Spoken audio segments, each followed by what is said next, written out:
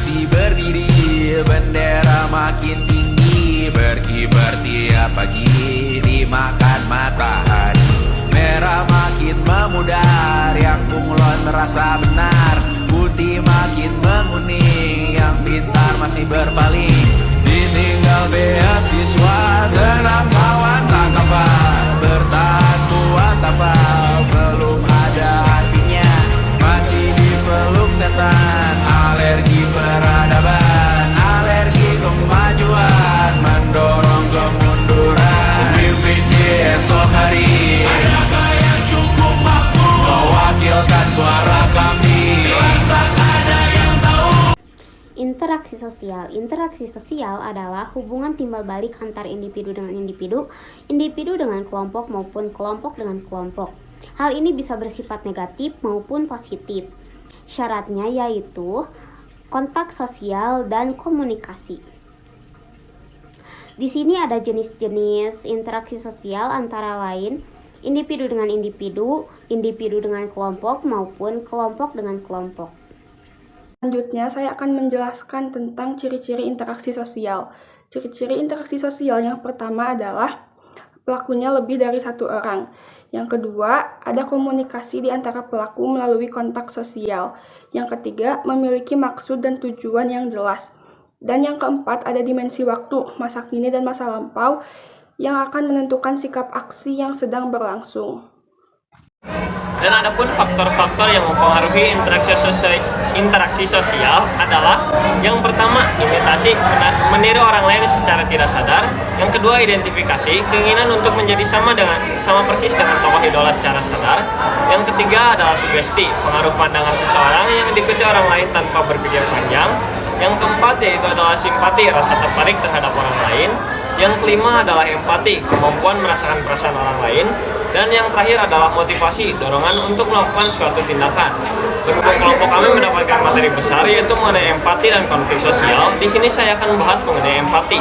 Pengertian empati. Empati adalah kemampuan seseorang untuk memahami, merasakan, dan menempatkan diri pada perasaan, pikiran, serta tindakan orang lain, seolah-olah mengalami hal yang sama tanpa kehilangan kendali atas diri sendiri. Bentuk interaksi lainnya ada asosiatif atau bentuk interaksi yang mengarah kepada hal yang positif. Yang pertama ada kerjasama, yaitu usaha bersama untuk mencapai tujuan bersama. Yang kedua ada akomodasi atau proses meredakan pertentangan atau konflik. Yang ketiga akulturasi, perpaduan dua budaya tanpa menghilangkan ciri budaya yang lama. Yang keempat asimilasi, usaha mengurangi perbedaan untuk mencapai suatu kesepakatan yang baru. Oke, di sini saya akan membahas mengenai bentuk-bentuk interaksi dan diantaranya yaitu mengenai disosiatif, yaitu bentuk-bentuk interaksi secara negatif. Yang pertama ada kompetensi ataupun persaingan, berlomba mencapai tujuan yang sama secara sportif tanpa bentuk benturan fisik.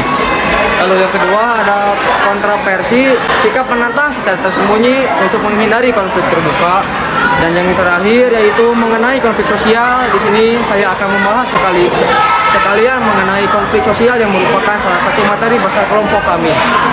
Yang ke-1 ada pengertian konflik sosial adalah pertentangan antara individu atau kelompok dalam masyarakat yang disebabkan oleh perbedaan kepentingan pendapat, nilai, atau tujuan.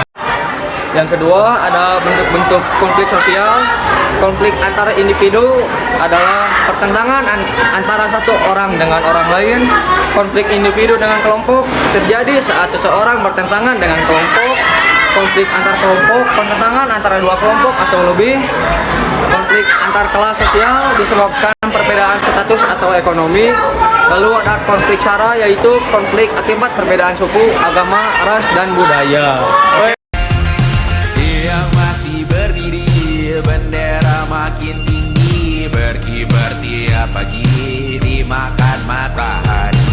Merah makin memudar, yang bunglon merasa benar. Putih makin menguning, yang pintar masih berpaling. Ditinggal beasiswa, tenang kawan tak kabar. Bertahan kuat apa?